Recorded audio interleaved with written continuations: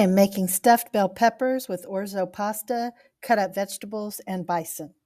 I used 1/4 of a cup of orzo pasta, and then I put in 2/3 cup water. It's been cooking for 20 minutes. It looks good, so I'm going to go ahead and turn off the rice cooker and just leave this to the side for a minute.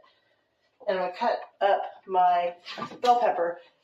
Got my 2 bell peppers in my skillet. You can use a baking pan, whatever you want. I'm just going to set those aside.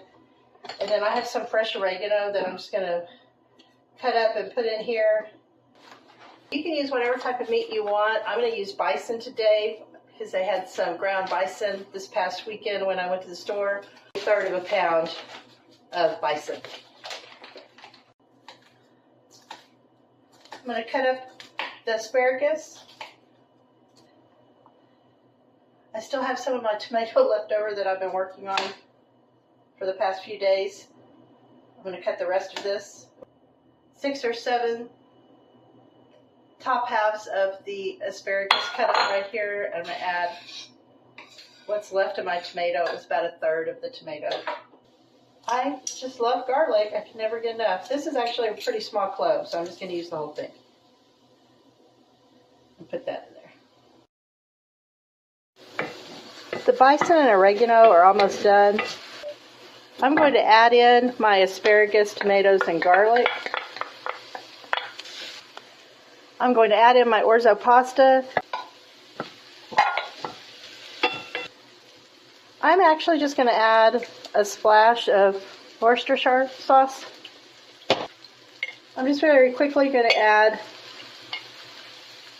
about 3 tablespoons of stock.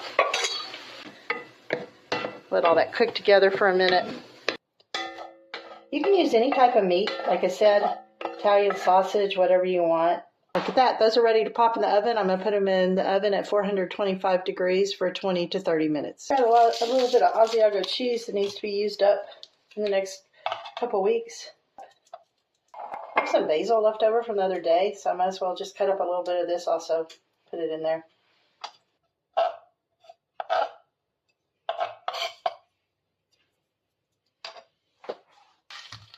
Those have been cooking at 425 for 20 minutes.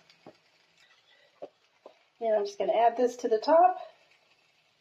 Put that back in the oven for a couple of minutes. Let that cheese melt, maybe 2 to 5 minutes, and then I'll take them out.